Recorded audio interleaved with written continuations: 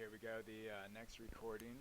This is going to be for the gear plate on the Arbor press. It's going to look similar to something like this, although I did tweak some of the dimensions, so make sure you use the dimensions from this video. I'm not going to save that part.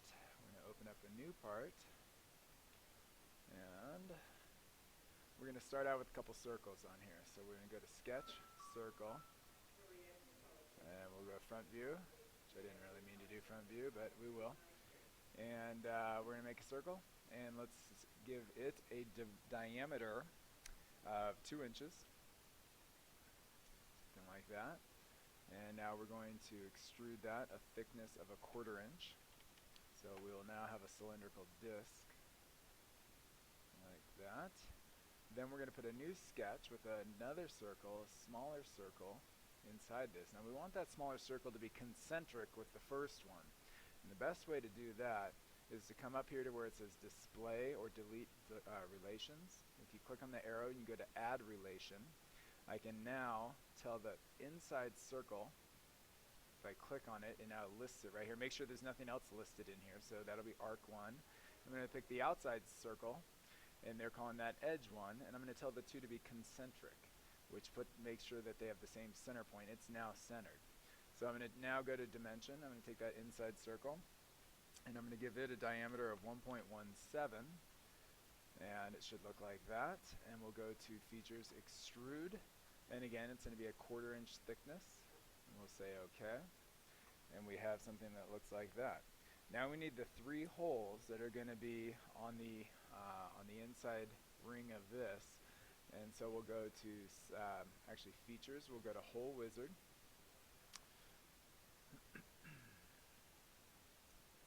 And I'm going to go ahead and look right at this thing. Which view did I choose? Not that one. Front view? Okay. And under Hole Wizard, I'm going to say we're just doing a regular hole. Helical tap drills. Actually, I don't know that we're giving it thread on this one. These are just going to be holes. They don't need to have thread, so we'll just change that back to all drill sizes. And actually, you know what? If this doesn't have threads, okay, restart. Alright, you know what? I changed my mind. We're not going to do it with the threaded hole because these don't have to have threads on it. They're just going to be holes. So we're going to close hole, and we're actually going to put a sketch of a circle on here, right about there. Now, I want it to be a certain distance from the center of this, so I'm going to go ahead and put another circle in there. And I'm going to use this circle, the smaller one, as guidance.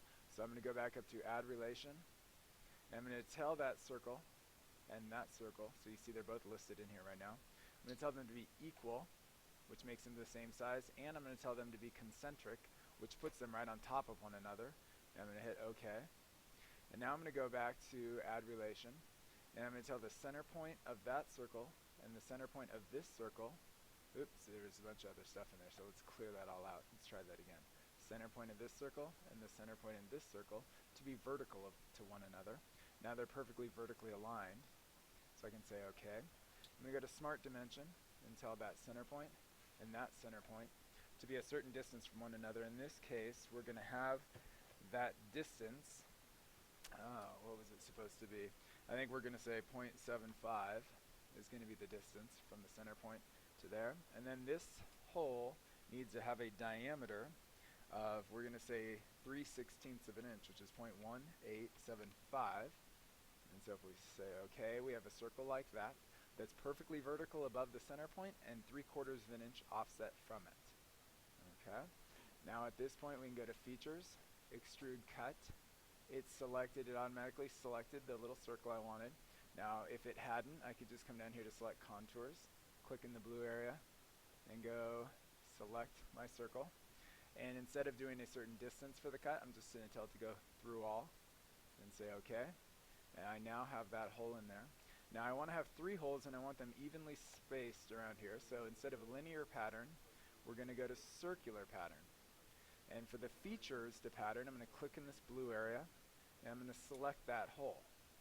And then I'm going to tell it I want it to rotate around an axis. And the axis, really, if I pick this circle, that will suffice for the axis because it'll pattern around that.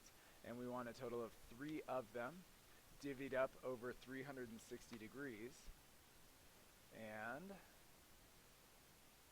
try that again. 360. Okay. I'm going to try 120. All right, there it goes. So what it really wanted there was 3 of them. They're spaced every 120 degrees each. So you get something like that, and that's exactly what we want. So we'll hit OK, and we're done with that part.